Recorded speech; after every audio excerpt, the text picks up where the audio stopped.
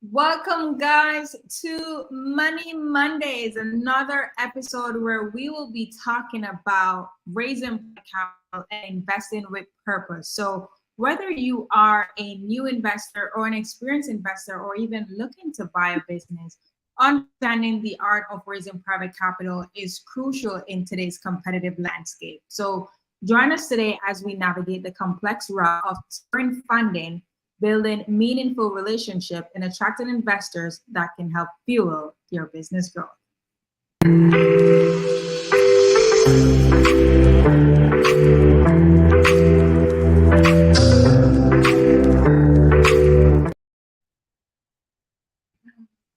Welcome, guys, to another show. I feel like it's been forever.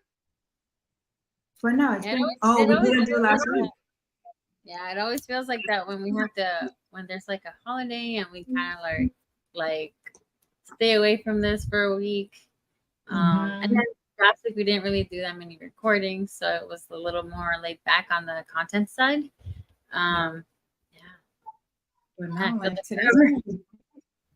That's why. But guys, today we're talking about crafting your introduction to private money lender. It's something that we've seen in our different like mastermind groups all over, having conversation with people, and we're like, you know what?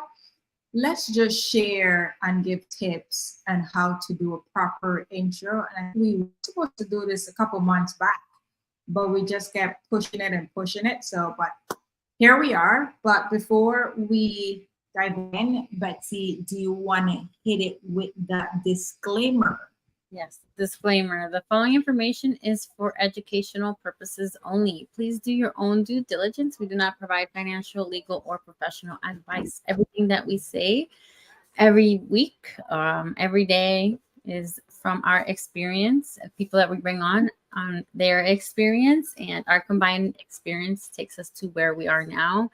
And every case is different. That's something that we have seen as a constant. Every time that we do something new, or every deal that we are part of is different. So make sure you are going to the right people and getting the right guidance. Yes, yes. So while we give a few more people some time to jump in, um, let's just chat a little bit. This week, guys, we don't have a guest. It's been a while since we've done this solo or solo duo. What is it? That's the right word you call it.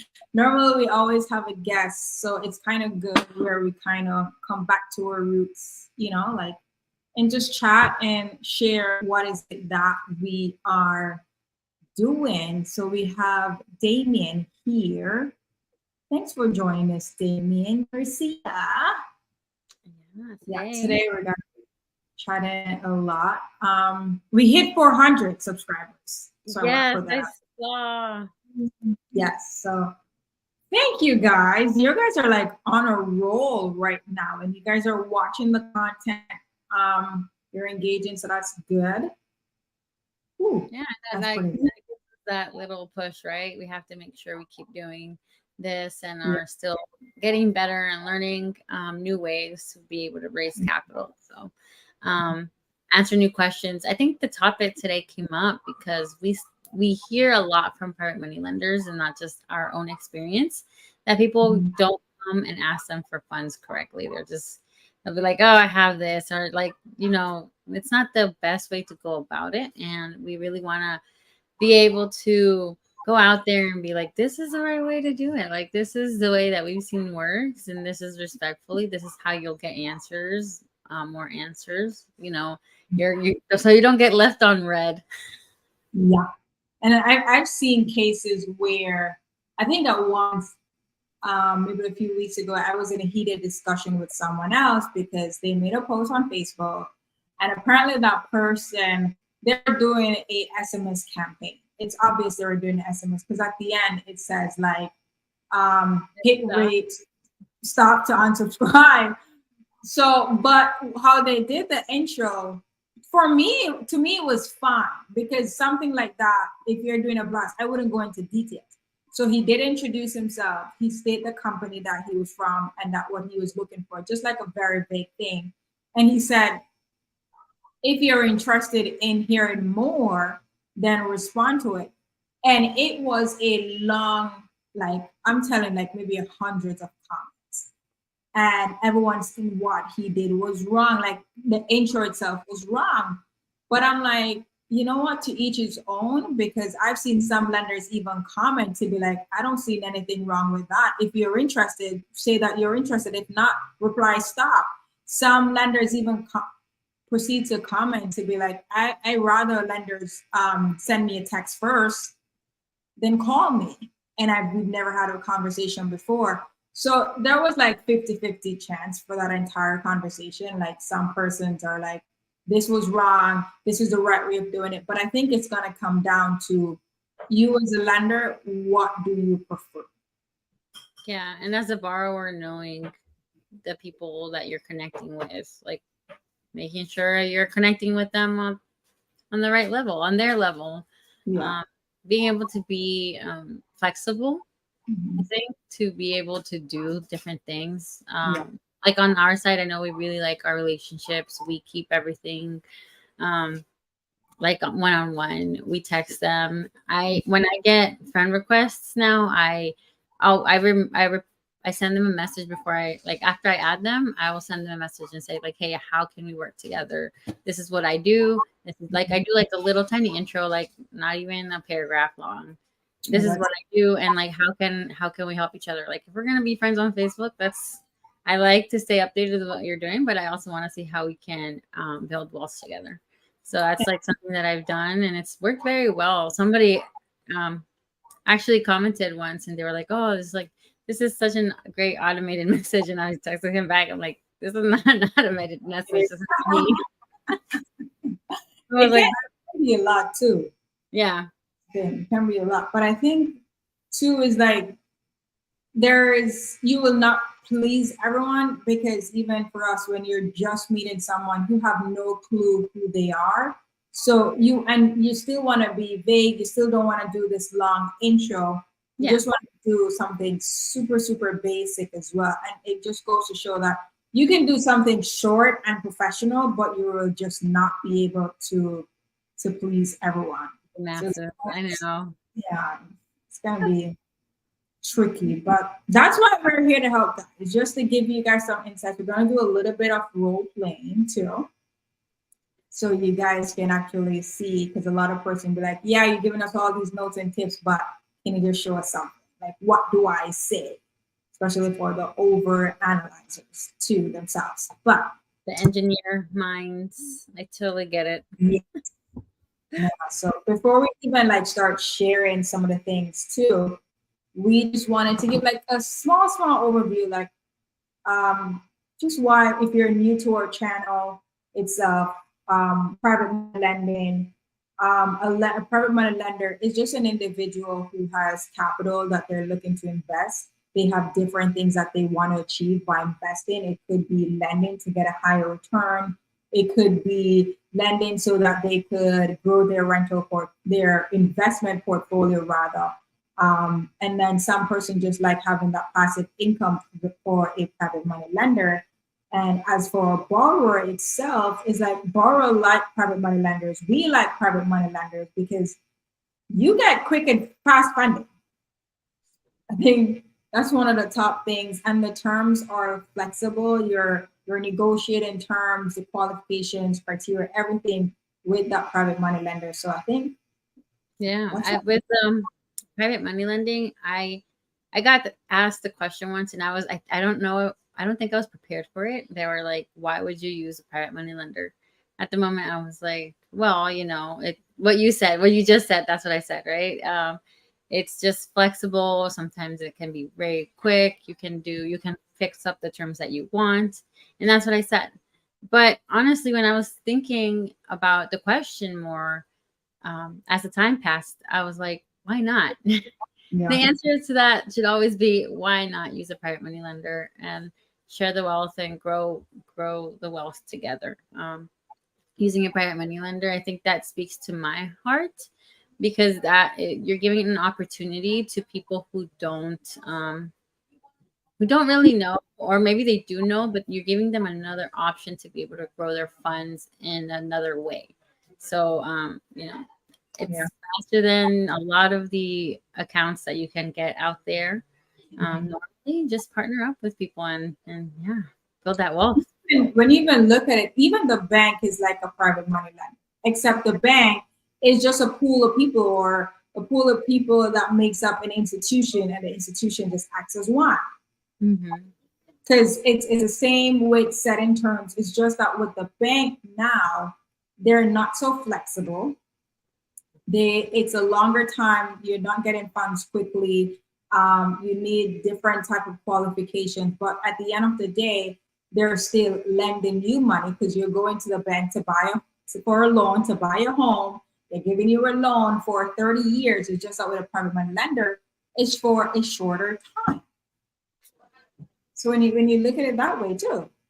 Yeah, with that episode we had with Steven, I believe, he said we're going direct to the people who are already investing their funds in banks. We're just kicking the hard money lenders out, and we're going direct to them.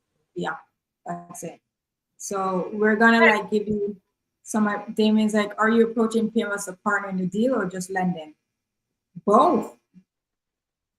So it's gonna come down to what are you looking for that particular deal. If you are open to it as a borrower as well, I know persons, and even for us, is like we're always open to both as long as it makes sense. You just have to look on your numbers. If it's a deal, I know a lot of times when it's a buy and hold, like if it's a short-term rental or mid-term rental, investors are always way more open to giving equity because the return isn't like immediately. Whereas for a fix and flip, persons don't mind doing interest-only loans too. So what do you like, Damien? That would be the main thing. Like, what are you comfortable with? If this is your first deal as well, and the lender has experience in investing, you can also partner up, give them a piece of the deal, just to get your feet wet. That will help a ton. What you want us to dive in and how to pitch? Yeah. To do that, let me put this out there, guys. There is no perfect pitch at all. Like you can say the same intro over and over, and then you mess up. And I've done intros, and I'm like, what the hell did I just say? Me too. I'm just like, I'm going in circles here. This is. It doesn't make sense. Like when I'm at a networking event, and I'll be like, when I'm done, I'm like, okay, that did not make any sense. At least I am aware of it, that I just did it. So the next time I do the intro to the other person, I know what to say. So there's no perfect pitch. For me, when I'm having a conversation, and this works for like everything that's in general, I usually list like 2 or 3 things that I really want to get out. That's so I can be more clear about what I'm going to say. So if I get 2 or 3 is my max, so I'll also get all jumbled up with my words. I know that that's exactly how I'm going to come about this conversation. Because a pitch is really just a conversation that you're trying to convey your ideas and what you're trying to do and your goals, how they align with their goals, right? So that's what that's what I've been doing. That's what I try to do. 2 or 3 main ideas, get them out organized, and that really helps with building that conversation. And you really have to practice, like whatever it is. Like look in the mirror, practice your pitch, look straight in your eyes right before you go into the event, or wherever you're going, and you practice your pitch. I've done up to this day, I still practice my pitch. I'm in my car and I'll practice my pitch. And then let's say I'm going to a networking event with like other persons who are not in real estate, and I get there and I'm like, oh crap, I cannot even use that pitch that I just practiced for the entire time. And you just have to, and it's now testing. Yeah, let's test this out. Okay, I gotta switch my pitch. You got one shot, and you you feel out the room and you feel out what are other person's saying as well. I think I went to a chamber event and we all had to stand up and introduce ourselves. And I'm like, okay, I'm down in the batch that's gonna go last. So I'm observing everyone, how they pitch, and everyone will just go in and they're telling me about their company and blah, blah, blah, what service. And I'm like, oh, I don't remember half of these people. So what I did, I'm like, I did an icebreaker. And I'm like, oh, hi, guys, my name is Kalisha, and I just moved to Tampa. And I just stopped. And then when I stopped there, I kind of get everyone's attention. And they're like, oh, welcome. Where did you move from? Like right there, they just cut in the middle of my intro. So then get on to be like, this is what I do. And then I'm like, bingo, that's it. That's so funny. I did that. I went to a Toastmasters because I really am trying to improve my communication. And I really went to watch and see how it was. Really, it was my first time, and I got picked to do like an icebreaker, but it was like they had to ask me a question and I had to answer, and they would rate my conversation, which was fun. I was like, I'm just gonna do it. Whatever. I raised my hand. I was like, I gotta get out here and learn and just do it. So I'm that type of person, and that's what I did. And I honestly started, and it went great. There were actually one. So it was awesome. But I just putting in, like, literally we were talking about like, would you rather do this or would you rather do that? And I started talking about what my goals and what I do, like a little bit of like what I do. But I would sprinkle that into my conversation. And at the end, when the event ended, I got asked questions about what I do. So it was kind of like an opportunity to spark those conversations at the end. And also build relationships, because that's ultimately what I'm looking for. And it's funny because like it kind of goes into what we always talk about is you got to know your audience. Like who is it that you're talking to, and do you have any back? You don't have to know those persons like the back of your hand, but how did you even connect with them? You know, so sometimes before you even do your pitch, you can just go in and like, hey, my name is Kalisha, blah, blah, blah. Nice to meet you. Like, tell me a little bit about you. Like, what are you looking? Sometimes it's even like, why are you here? If you're at an event, like an icebreaker, why are you here? You know, like, how are you enjoying this event so far? Like, what do you think about it? Just to spark that conversation. Because within those seconds or small talks, you get to have an idea who the person you're talking to, so you kind of know, okay, he's gonna ask me what do I do, so I need to be ready with my pitch. Yes. But yeah, you guys, I actually heard a really good tip, and I just heard it today. I think it was, I don't really remember. I heard it today, and it was when somebody comes and tells you something, like when you're talking and having a conversation, make a rule for yourself, ask 2 questions and then respond with like, because usually in a conversation they want to say something and then we say something, and that's kind of goes back and forth, and it doesn't show your interest in the conversation, and that also like creates the relationship. So just ask 2 follow-up questions, and by the end of those 2 questions you'll have another thing that you'll want to ask that will be like, oh, more interested into the conversation, into them. So that's something definitely that I was like, I'm taking this, I'm going to be using this at my next networking event. And if you guys do it, let us know how it goes for you, because I'm really excited to try this out.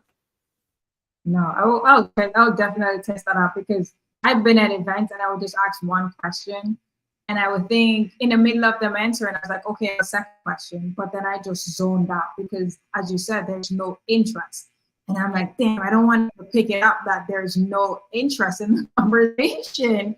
So I need to ask something else to kind of pull back the conversation. So I try to figure out what is it that they do, so we can see how we can really benefit each other. Because then you're stuck, but you get stuck between having an awkward conversation and neither one of you wants to be rude and be like, okay, bye. Yeah. You guys just keep doing awkward question. I'm like, this is awkward, but I don't want to be rude. I want to be polite and keep engaging. So it's like, how do you really break that ice and kind of Yeah. it? Yeah, it's really difficult. I've been stuck there too, and that I feel like it's a loop in my head. I'm like, oh my gosh, I didn't even hear what you said. all the time. So like, I always try to keep the conversation off me as much as I can if I haven't figured out your background.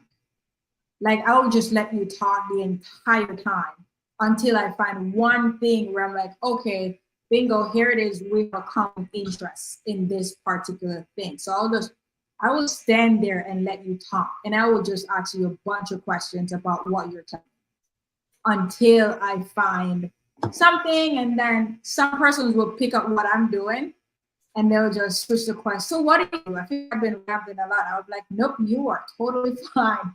Because I'm trying to figure out what is it that you do. The reason why I do this, because based on what they're going to tell me, I'm going to tweak my pitch, like freestyle. Oh, and that goes right into what we want to talk about. Yeah, the audience, the know your audience. You gotta know, like really have to know, because then you can have the perfect pitch and you're talking to someone and it doesn't make any sense at all. Like I was met this guy and he was like, I'm an appraiser, business appraiser. So I'm like, okay, I don't know how my pitch is going to be related to you. So he kept talking and talking. Then when he went in depth to like, I do business appraisal for new construction or mixed use building. And I'm like, bingo, that's going to become the figure of my intro. So my intro was tied into talking about the fund. The fund that we're doing, saying, oh, my partners and I are doing a fund and the fund is going to be for new construction. So that is something that we actually need. And he's like, oh, really? And then we start those conversations. So back to your first point, Betzy, when you mentioned having different things like pointers to talk about, is those same pointers. So depending on who I'm talking to, I may pitch the priority one that's related to the conversation. Or that guy talking about the fund was ideal because he could relate to what I'm saying. And it would allow me to go into more detail of other things that I'm doing. So, yeah. You know, what I try to do is kind of guide the conversation into what their goals and dreams are, or aspirations. And then we work out how we can get there together. Like, what commonalities do we have with your dreams that we can do now, where we are right now at this moment, so that we can project ourselves to that vision. Yeah, because I think I learned that actually from one of our guests that we had, that they were talking about how they talk about their goals and the person's goals, not their individual goals, their lenders. And I was like, that's amazing. So that's kind of like always what I try to do. And that's been very helpful, actually. But yeah, also like commonalities, highlight those commonalities when you tell them, oh, well, this is what we're doing right now. I know that you're interested in doing this. So you tie that in. Or you have kids. Oh, I totally understand. And those late nights, or, just find those commonalities to build that relationship. Yeah. And then if you still don't even, if you're unable to find those commonalities before going into something serious, like for a lot of us here, so we're all in real estate. So before talking about anything real estate related, you could talk about like finding a success story or something from your previous experience and kind of tie it into the entire conversation. Or maybe a fun fact about, like, if I'm going into a room, again, I'm going to use a chamber of commerce because those events challenge the heck out of me, because these are other business owners or representatives from around the Tampa Bay area. So a lot of them are like way more qualified than I am in certain, like on boards and stuff like that. So my go-to is always a fun factor or like an icebreaker. So it's like, what is it can you say or do that will break the ice, lighten the room a little bit? Or if I go to an early networking event, I'll be like, oh my God, I need coffee. Have you gotten coffee? Just to spark the conversation. So it kind of like led the room. So talking something about coffee is always an icebreaker for me to start that conversation, to talk about the traffic.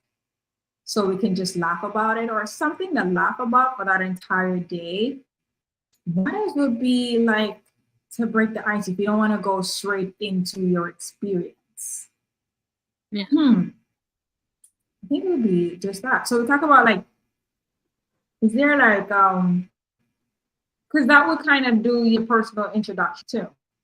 Yeah, that also gives you a little bit about you, and from there, that's like a segue into yourself, right? You can talk about your credibility, about how you are as a person, your trust, your values, and for a person to lend you money, that is kind of really important for them to know what are your values. Are you a trustworthy person?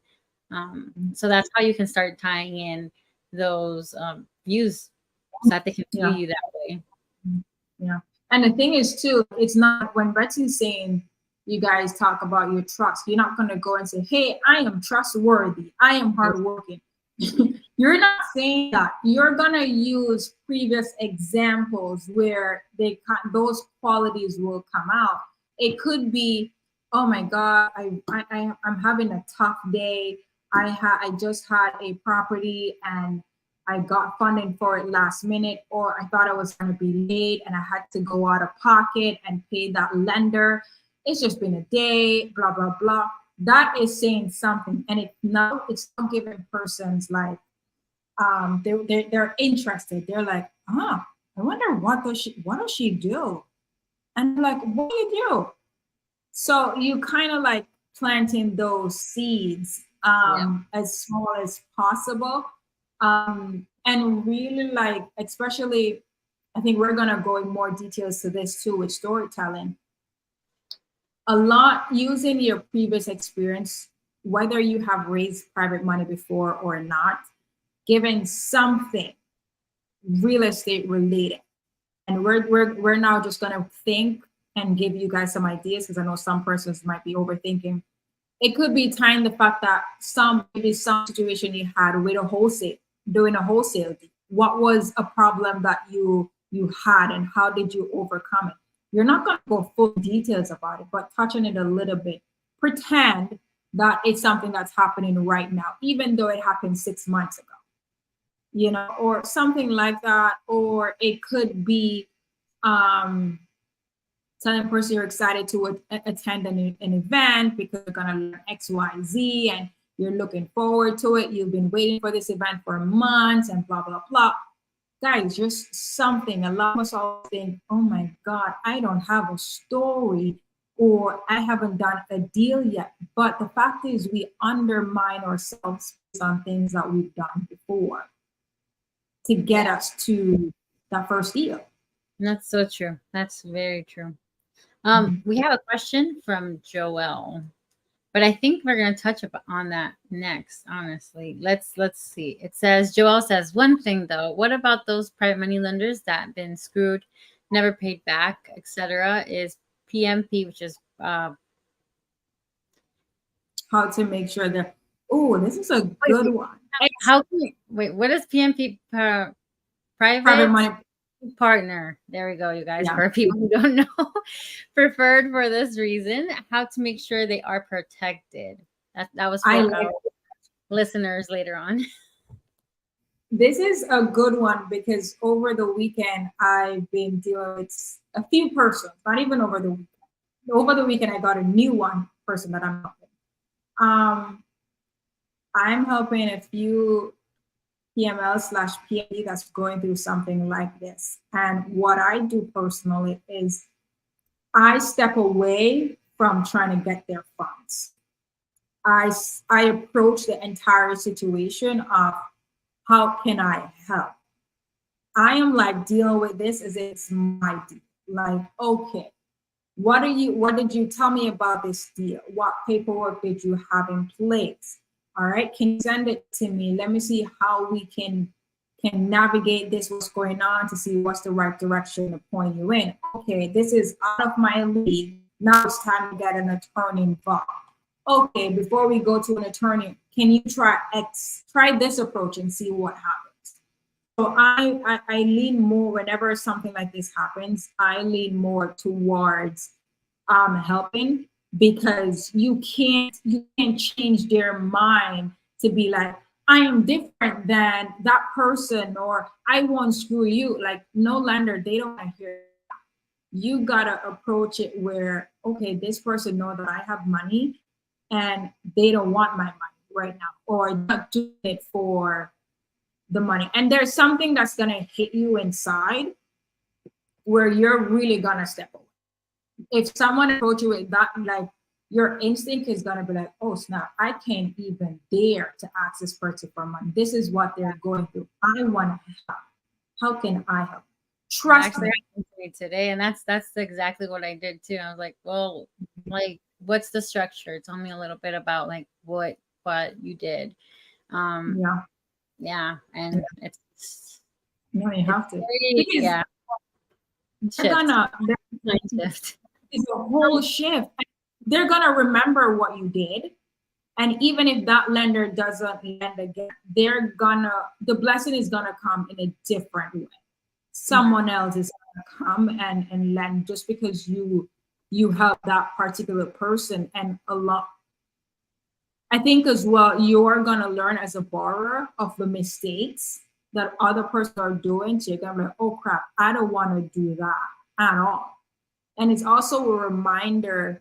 This was a huge reminder for me when I was going over the paperwork for that deal. Is sometimes you see people doing stuff and you're like, oh my God, they're doing so much deals, and you're on go slow.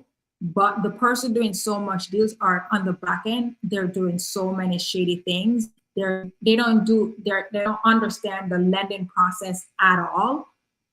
And other lenders are being screwed, whereas you are moving slow and doing things the right way, but you're not doing the volume that they're doing. But it is okay if you're doing things slow and the correct way and building those relationships, because it will pay off. Trust me. Yeah, it's super important to just come with value first, have that go-giver mentality. And I know you hear that a lot, especially like in our circles, we do hear that a lot. But Kalisha said something really important, that even if you're giving there and you won't receive anything from there, it's okay, because it will come somewhere else. He also, Joe, just asks, what are some ways to help them and protect them when someone doesn't pay you back? It depends. It depends on how they structured it, what paperwork they have in place. Yeah, it depends on all of it. It depends on the deal. It's all good, because if the deal already happened, you just have to look on what the paperwork is saying. Especially if the paperwork was done incorrectly, and at this point you just want your money back. What I've seen is you can't even wait for the person to come up with a solution. Maybe get creative, and as the lender, or you can have a lender come up with different solutions as well, to be like, hey, maybe try these things, propose these things to the borrowers and see if they're open to it, because it will help to get your money back, something. Yeah, and something I do want to say is, you guys do not, I just heard this today, and I wanted to remind you guys, do not send the funds from account to account. Go through title, go through an attorney. Please don't do that. Yeah, I've seen people still doing it, and we just want to make sure everybody hears that. Again, you guys, go through title. Don't send the money directly unless you have an amazing relationship with them and known them forever. Like, unless you're like super positive this is something you want to do, don't do that. Protect yourself. Go through title or an attorney, please. No, definitely. Please, you guys. So which goes to our next thing, is just for us to back up a little bit, is when you're doing the pitch, we talk about a little bit of engaging in storytelling. And this could include, I think we've touched on it a little bit, like the vision of you guys working together, give examples of previous that you've done. All of that is tying to your pitch. Not saying you should go write something down, memorize an entire paragraph. So when you're talking to the person, it seems so memorized. Like what I purposely do these things when I'm talking, even though I still do it unintentionally. I'm like, so basically, this is what I do. And I kind of use those conjunctions and pause and pretend like I'm thinking of what I'm going to say. I intentionally use those small words, even though the pitch is in my head, because it feels we're having a conversation and I'm like, John is brown because John is brown, da da da da D. And I'm looking for, no, because it's gonna show that this person is memorizing something. Back home, we'll call it that you're studying. You know, like when you're studying for an exam and you're like, I gotta memorize everything word for word. Like try to find just some like basic things and just keep those, have a story. I think Pace always talks about this, a third party story. Always have a story in your back pocket. Yeah, I just finished reading Building a Story Brand. Yeah. And it's so good. It's so good, you guys. I got so much ideas from that. And it's just like it talks about how to pitch, how to create an elevator pitch for your company. But I think like just listening to it, I was like, okay, boy, I can totally transmit this into myself and branding myself. I'm already doing it on social media. We're already doing it on social media. We're building credibility that way. But to be able to talk to somebody and know like what you are doing, what your goals are, and like specific things like this is me, this is my vision, this is where I'm going, this is how we can work together or how I can help you. So just storytelling, building that story of you. Instead of a company, it's you. What's the name? Is it the Billionaire Story Brand? What's the name of it? Yeah, you know what? I'm gonna pull it up because I suck at names and I also suck at I don't remember names and I also don't remember titles apparently. I think it's called Building Your Story Brand. Is it a white covering?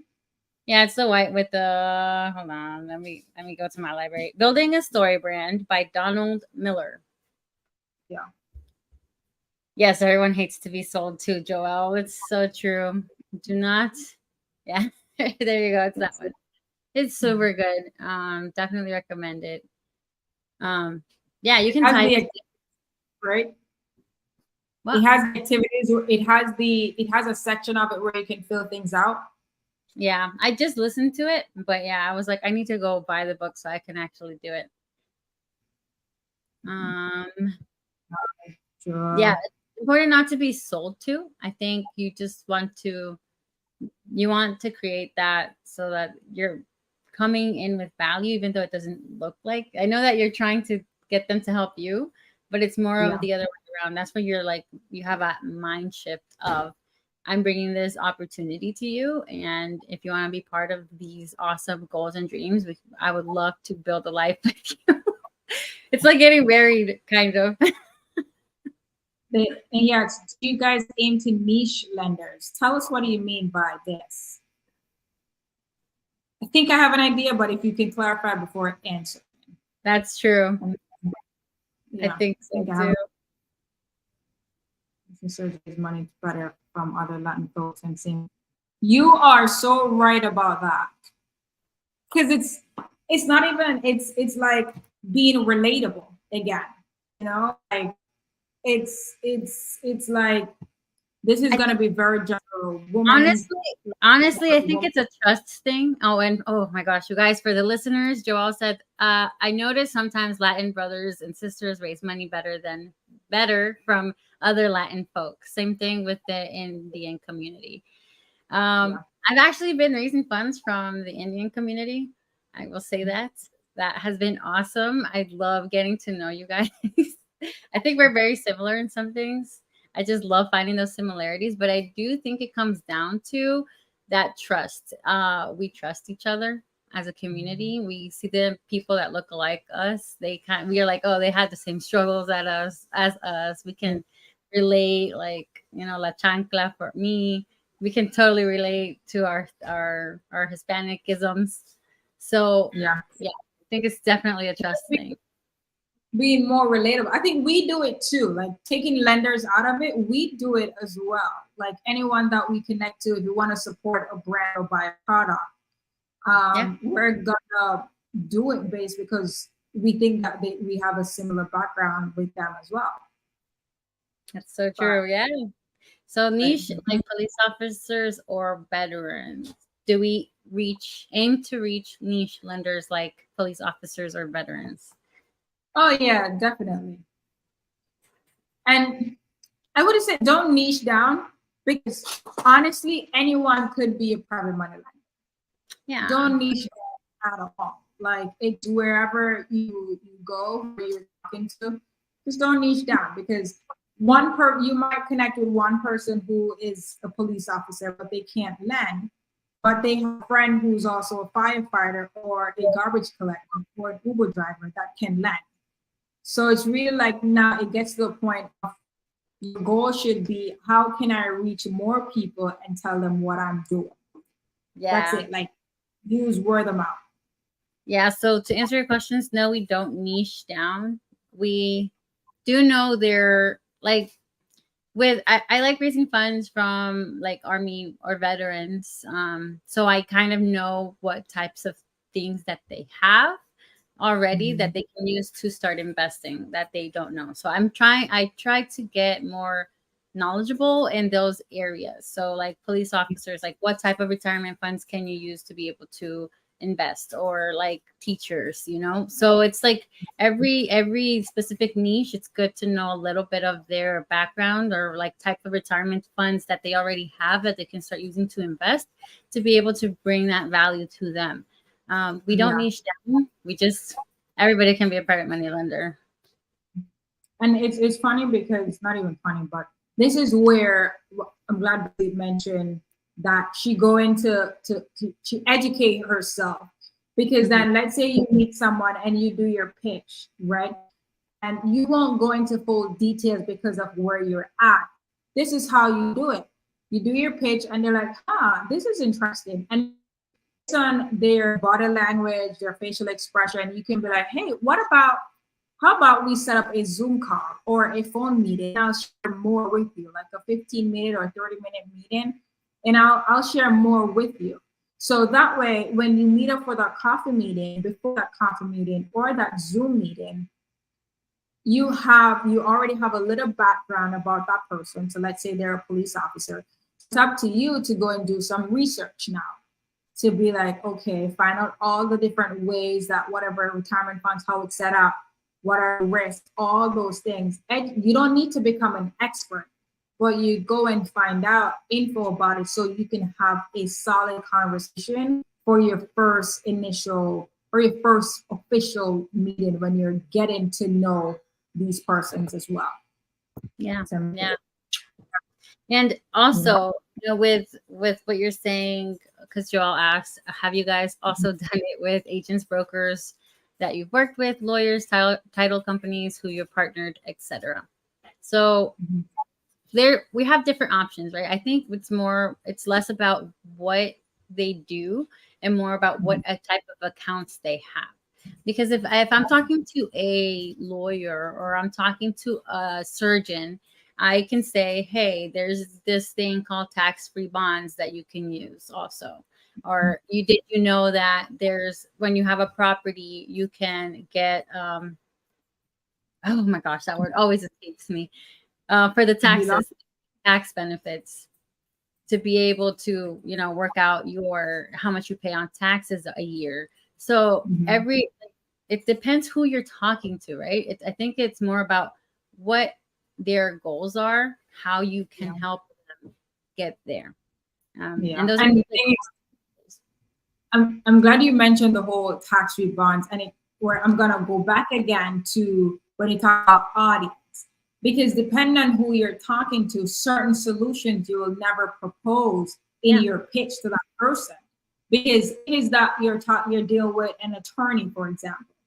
You gotta know what are an attorney in general. Yes, they're making bucks. A lot of them love what they do, but of course they would also like to invest. What are some benefits that you can help that attorney with? Right. So you now do some homework to be like, what are some benefits to help attorneys, whatever it is, right? And you dive in. If you go to let's say an Uber driver, for example, or a bartender, because those persons make money, right? A lot of times they don't know much about those. You start talking about retirement and they're like, what the heck are you talking about? You take a whole different approach, and then you find another storytelling tactic, right? To show them the benefits of investing. Hey, if you like doing this, you're making this amount of money in tips. Why not take that money, buy an investment property so you can offset some of those taxes? Because as a server, they're going to have to pay a ton of taxes on the tips that they're making. But if they show that they invested it or they lent on it or whatever it is, they can offset some of those taxes. So it goes back to figure out, once you know who you're talking to, go and find out different benefits that they can get from just investing. And don't say just lending, just tell them invested on a whole, because then you want to become the point person. But whenever they have more questions, they're not coming to you because they're seeing you as the expert for doing this. yes, that was such a good tip. That was such a good tip. Like, I've learned that. So like, I always like to ask too in my conversation, like if someone's like, oh, I'm looking to lend, I ask them like, have you ever lent on a deal before? If they're like, no, then I was like, okay, so that means this is a new potential private money lender. I can't go full in ham, full details, technicalities, terms, all that stuff. No. But if they ever tell me that, oh, I've lent on a deal before, my next question would be, okay, tell me about that deal that you've done. Because if they tell me about that deal, it helps me to figure out the conversation I'm going to approach. Is there certain things that I need to touch on or explain to them as well? Yeah, and what they like and what they don't like, they already get an idea, because sometimes when you ask them, they're not like, oh, they're not, when you ask them straight up, like, this is how much interest do you want? A lot of people don't know that, but they say, oh yeah, on this deal that I lent on, I had got like 10%. Honestly, they gave me the funds until the very end of the flip, and I just wasn't comfortable with that. It felt like a heart attack every month. Then you'd be like, okay, you don't like that amount, or maybe you do it, but for a higher rate. So you kind of get an idea. You start that conversation and know how you're going to be able to fix their problems. Yeah. Just like he says about finding the bunnies. The bunnies. And it's true, because a lot of persons might think that, oh, we're talking about crafting your pitch. This is all a part of your pitch. This is all a part of the conversation that you're going to have, the initial convo before they actually tell you more, and we're preparing you for the next step as well. I love this point that Joelle touched a lot, and I don't know, it's like a pet peeve right now when I see it, and it's driving me nuts. It should not. Everyone's talking about, oh my God, yes, you should invest with your retirement account or your self-directed. This is what I highly recommend. Because everyone who is saying that, persons with retirement account are not seeing it. And this is like I'm going to give a little secret of another secret that I recently found out. Every investor talking about you should go and invest in your retirement account, but they're marketing in other investors. The persons that they're marketing to, they're not on, most times, they're not on social media, on Facebook and all that stuff with retirement account. They want you to help them to figure out the process. What are the benefits? What are the risks? Hold my hands. And if my goal is to do X, Y, Z, how can I use my retirement account to do this? So you're leading with value and not mentioning anything at all about investing. And I'm like, you know what? I love that idea because I kept seeing invest with your retirement account, invest with, okay, why? You just want my money. Why should I take out my retirement account to invest? Why should I do that? Why should I set up a self-directed IRA? Because everyone who's talking about those things are really looking out for themselves. I mean, we used to do it. I used to do it, but now that I know better, I'm not doing it. You gotta come off, be like, how can I help those people who have their retirement account? What is their end goal? And see, it goes back to your goal again. If they're looking to set up the self-directed IRA account, Joel, what you can do is find a retirement a company, right? Call those companies and ask, hey, what is your process if I want to convert my 401k to a self-directed IRA? What is the process to do that? What are your fees like? What paperwork do you need from me? And then you go and find that person who has their 401k. Like, hey, I see that you're looking to do a self-directed IRA account. I found this information for you with this company. Here are the steps. Here are the fees that they're charging. Let me know if I can help in any way possible. Trust me, people will never forget that. Yeah, we had our custodian on here, and we have like an affiliate link, which we don't receive anything from. Like, we don't. It's really like a discount for all the people who get to use it, and we really, honestly, truthfully, transparently don't make anything from it. Yeah. But we like doing that because then she gets the business, and she was on our podcast. Yeah. But also, she's also able to help you guys or help whoever wants to do that. And she's an amazing person. And we have dealt with her personally on deals already. So we already know her process. We know how quickly she answers, and we know what type of person she is. So we're very happy to be able to give that to people. And even if they don't invest with us, I still give out that link. Like, hey, you're looking to do this. I know you want the gator. You can use the custodian that we use. She's amazing. So I definitely recommend her. You guys, we have her link on our YouTube if you guys want it, if you're looking to do that or in the future. But definitely, like, finding people like that, coming in with value, and just leave it at that, right? Yeah. Have that go-giver mentality that maybe even if funds don't come from that person that you're giving to, they will come from somewhere else. Mm-hmm. Yeah. Joel, exactly. It's who, not how. That's it. It's who, not how. And I think the more you take the approach of, okay, this is what I'm seeing in the market. Mm-hmm. Okay. You see a problem? This is what I'm seeing. How can I go and educate myself so I can bring more value to people? So that way you're not just giving surface level info like everyone else, because a lot of persons are just given surface level because other persons are talking about it. But you're going the extra mile and find out all these things from other persons as well in terms of how you can help. That goes a long way, because what we found out is what kind of pushed for our partnership with that company, Horizon Trust, is we would meet private money lenders, and then they're like, okay, we're going to set up our self-directed IRA account. But you never hear from them, because just a thought, I think, is just human nature, just a thought of, okay, now I need to go find this company. Now I need to go the person and then see how much they cost and all that stuff. But if you can present all that info to the person, right, it's gonna be so much helpful to them, and they're gonna appreciate it a lot. Like, appreciate it a whole lot. Eliminate all that work, you guys. And he also asked this question, and we deep dived on it before. Where is it? Hold on, I lost it. Okay. He said, what are some ways you guys are reaching out to more people daily? Do you use a Calendly?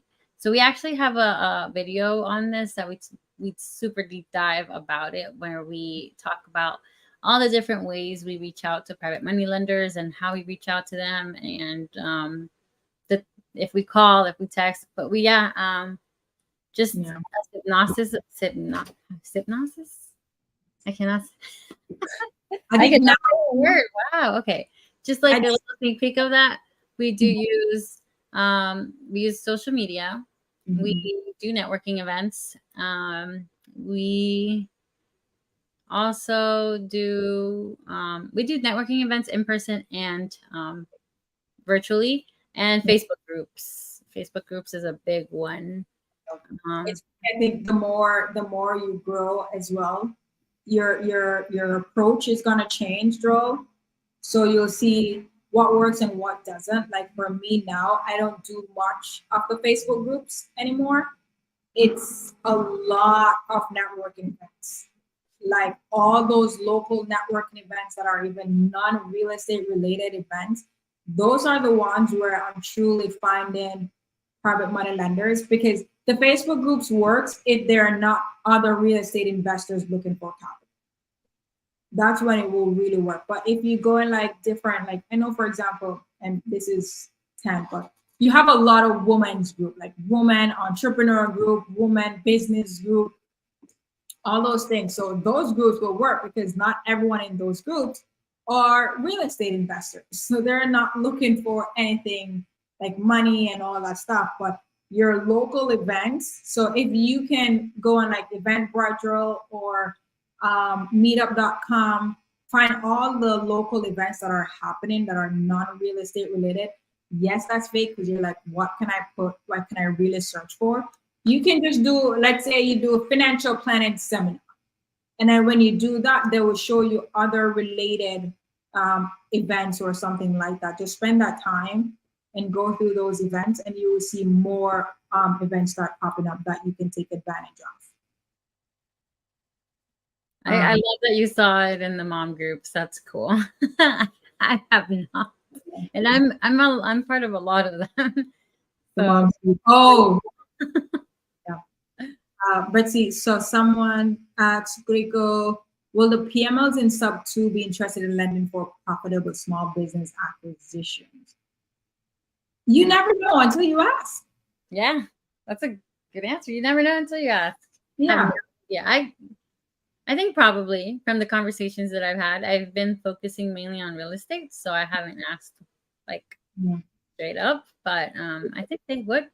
I think so. They're like, you have PM persons who've been burnt, PMLs who've been burnt, and all they're doing now is looking for businesses. So I guess you just have to bring the business opportunity to them, and if it aligns with their goals as well, I'm sure they'll be happy to take a look. You just have to make sure you have the info and present the data to them.